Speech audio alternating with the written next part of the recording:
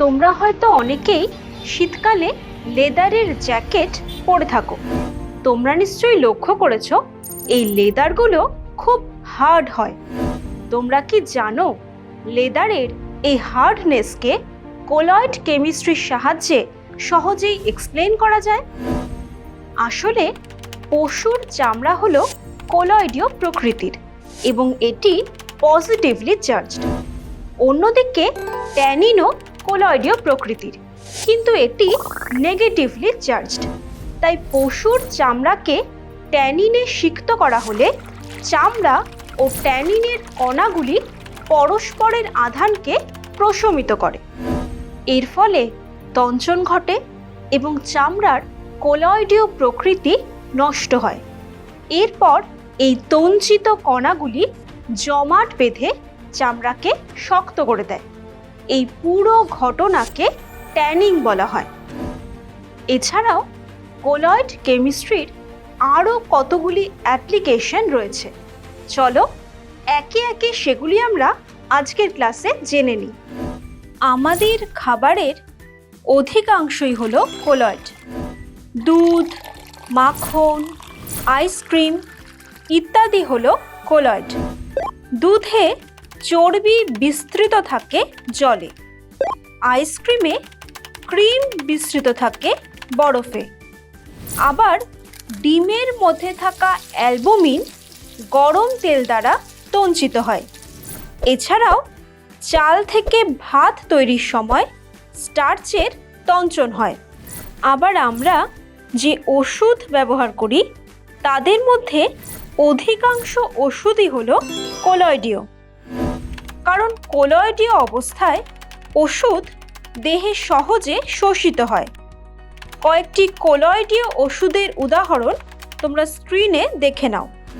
তোমরা কি জানো কৃত্রিম বৃষ্টিপাত হলো কোলয়েড কেমিস্ট্রির আরও একটি অ্যাপ্লিকেশন। এখন এই কৃত্রিম বৃষ্টিপাত বা ক্লাউড সিডিং সম্পর্কে জানতে হলে আগে আমাদের জানতে হবে মেঘ কি। আমরা অলরেডি জানি যে পদার্থের তিনটি অবস্থা থাকে: সলিড, লিকুইড এবং গ্যাস। জলের ক্ষেত্রে এটি হলো বরফ, লিকুইড ওয়াটার ও ভেপার। এবার এই স্টেটগুলো যখন একটা থেকে অন্যটাতে কনভার্টেড হয় তখন তাদের একটা নাম দেওয়া হয়।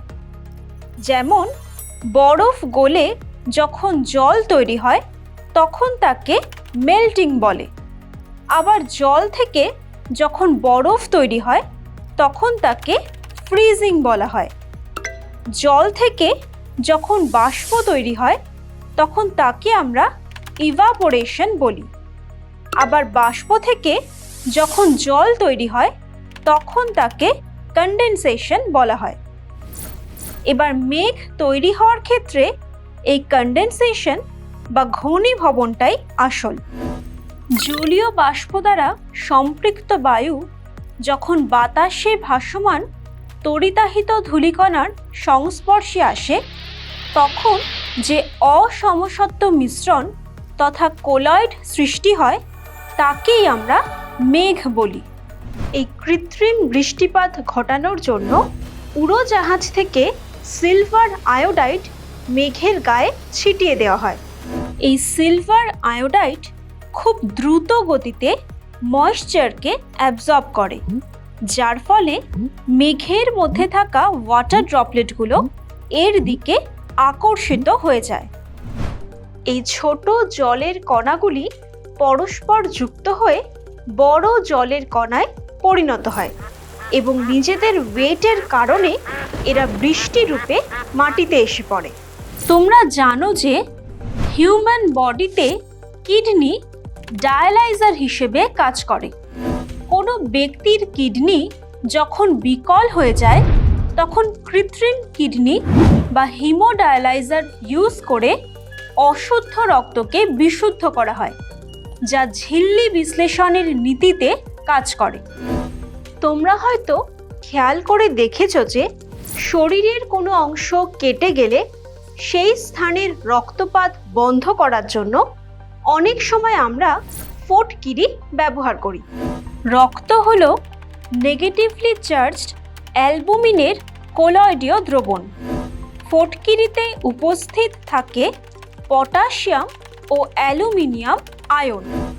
এই আয়নগুলি রক্তের নেগেটিভলি চার্জড অ্যালবুমিনের কণাগুলিকে তঞ্চিত করে। ওই তঞ্চিত পদার্থের দ্বারা রক্তনালীর কেটে যাওয়া অংশে রক্ত জমাট বেঁধে যায়, ফলে রক্তপাত থেমে যায়। একইভাবে অবিশুদ্ধ জলে ফটকিরি যোগ করে অবিশুদ্ধ জলে থাকা কাদা, মাটি প্রভৃতি কলয়েডীয় অপদ্রব্যগুলিকে পরিস্রাবণ পদ্ধতিতে আলাদা করে আমরা বিশুদ্ধ জল পাই। নদীর ঘোলা জলে কাদামাটির কণাগুলি কলয়েডীয় কণার আকারে বিস্তৃত থাকে।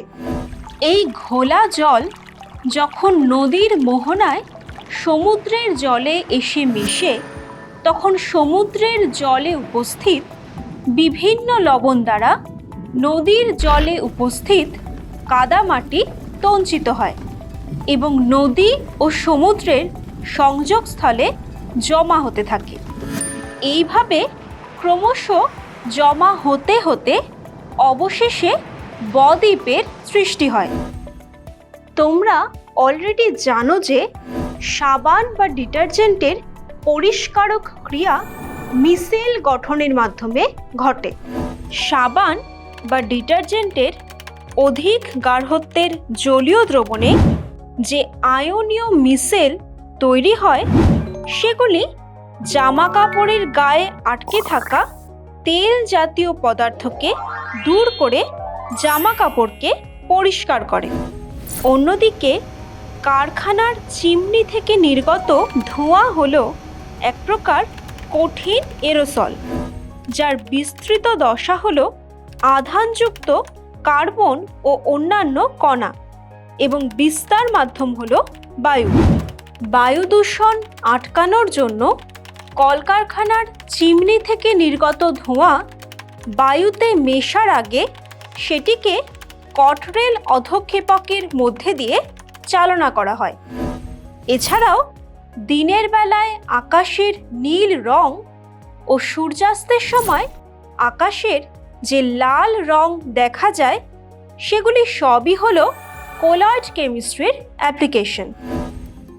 তাহলে আজকের ক্লাসের আলোচনা থেকে তোমরা কি বুঝতে পারলে আমাদের ডেইলি লাইফের নানা ক্ষেত্রে কলয়েড কেমিস্ট্রির কত অ্যাপ্লিকেশন রয়েছে?